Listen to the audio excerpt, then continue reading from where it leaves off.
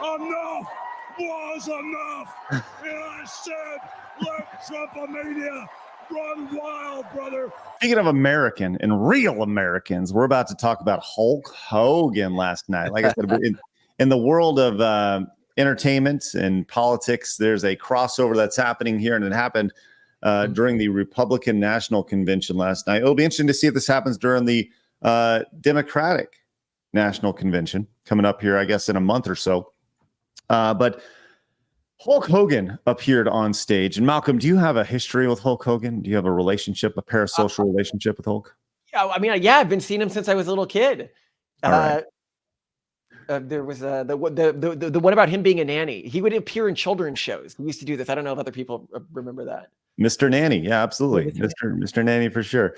Well, last night during the RNC, there were several speakers that happened, and Hulk Hogan was one of them out of nowhere. Now, apparently, Hulk Hogan was not scheduled to be there, but after the events of Saturday the 13th, he was like, "Nah, I got to talk. I got to speak." And during his speech, he talks about how he's always kind of avoided politics as an entertainer, but something kind of switched in him after the things on the 13th, the attempt on the 13th.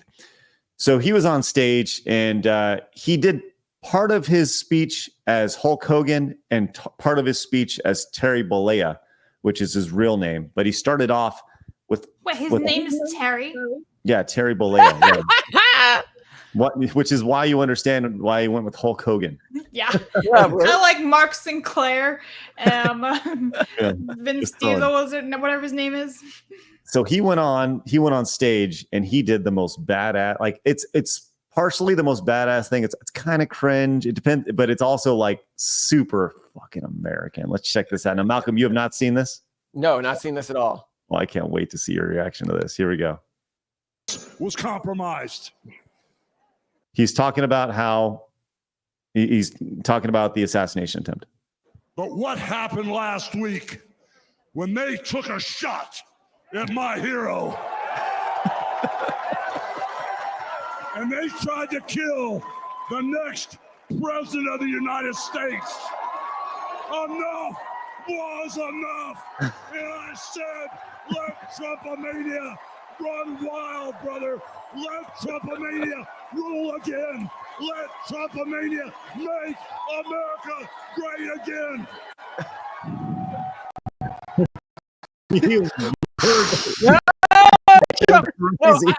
I think this is beautiful. So we have a theory that we did an episode of our show on, which is if you look at old Republican politics from the 90s, and I think society more broadly, it was motivated by like this disgust-based framework. So when it was motivating the base, it'd be like, oh, like gays kissing, that's disgusting. Let's stop that, right?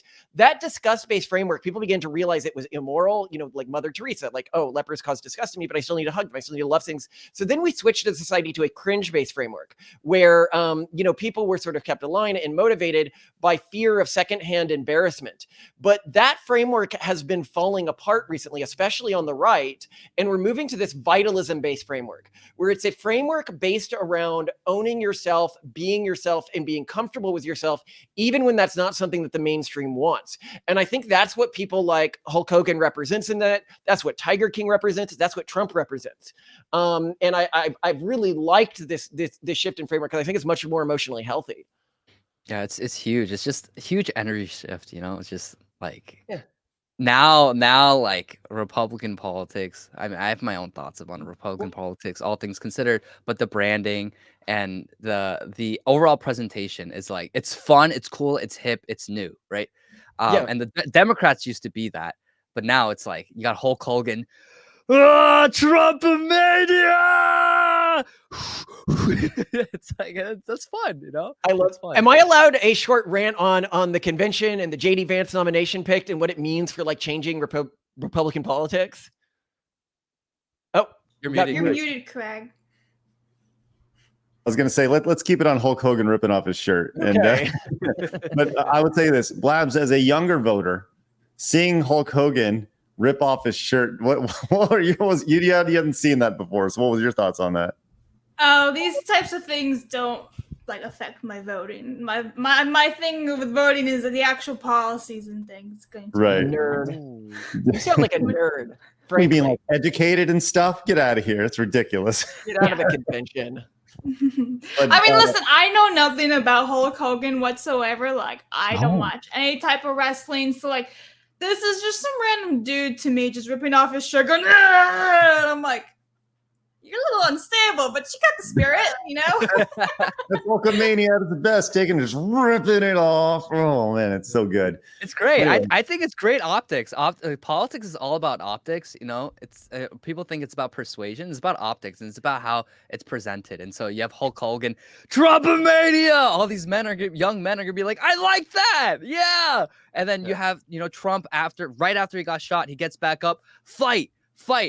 People are looking at that. Holy crap. Like Zuckerberg just came out with an interview with Bloomberg where he said, like, I don't endorse any candidate, but you have to admit what Trump did was so badass. And there was something that you just can't help but get emotional after seeing that spirit, right? Someone like Zuckerberg is saying that, right?